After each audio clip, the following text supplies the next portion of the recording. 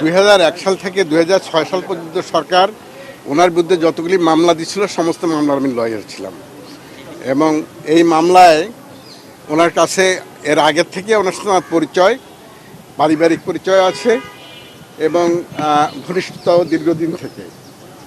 এই মামলার সুবাদে ওনার অনেক কথা শুনেছি এবং তার মধ্যে একটি কথা না বললে নয়, উনি একমাত্র ব্যক্তি আওয়ামী লীগের 75 সালের পতনের পরে কোনো সামরিক সরকার ওনাকে বঙ্গভবন বা আর্মি ক্যান্টনমেন্টে নিতে পারে নাই ওনার ইচ্ছার বিরুদ্ধে। আর বাংলাদেশের সমস্ত নেতারা গিয়েছে, আর্মিদের সঙ্গে নতজানু হয়েছে, উনি হন নাই। এবং উনি আজকে সবাইকে দিকে চলে যেতে হবে, উনিও চলে গেছেন।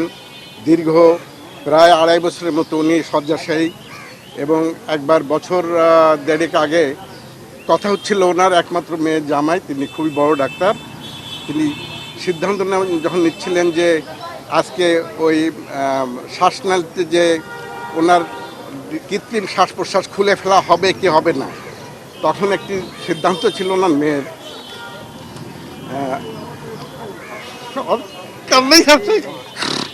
ঠিক আছে, মেয়ে বললো যে বাবা যতক্ষণ থাকুক আপনারাই করেন।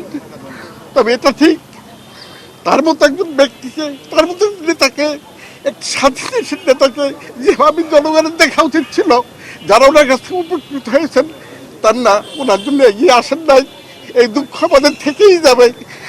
আমি চাই যে ওনার সমাধি, ওনার শেষ ইচ্ছা একটা আছে, কিন্তু সরকার পারে ওনাকে সমাধিস্থ করতে। এই আমাদের জাতীয় সংসদের যে কোনো জায়গায় ওনাকে সমাধিস্থ করতে পারে সেই দাবি আমি রাখছি এবং ঢাকাতে ওনার যে জানালা হবে, জানালাগুলিকে সরকার যেন কোনো বাধাগ্রস্ত না করে সেই দাবিও আমি রাখছি।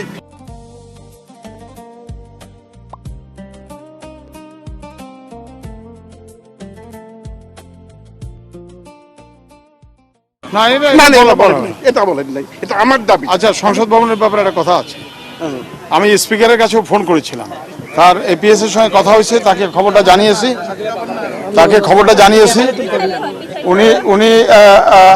উনি 7 বার 8 বার এমপি ছিলেন, মন্ত্রী ছিলেন, এদেশের যে কোনো আন্দোলনে উনি সম্মুখ সারির যোদ্ধা ছিলেন মুক্তিযুদ্ধ থেকে আরম্ভ করে। আমরা আশা করি এবং দাবি করছি স্পিকার সহ সরকারের কাছে ওনার একটা জানাজা যেন সংসদের দক্ষিণ প্লাজায় অনুষ্ঠিত হয়, প্রথা অনুযায়ী সবার ব্যাপারে যেরকম হচ্ছে ওনার ব্যাপারে যেন হয়, এই দাবি আমি করছি। স্পিকার কিছু বলেন, খবর দেওয়া হয়েছে, স্পিকার আমার ফোন নাম্বারও নিয়েছেন আর কি।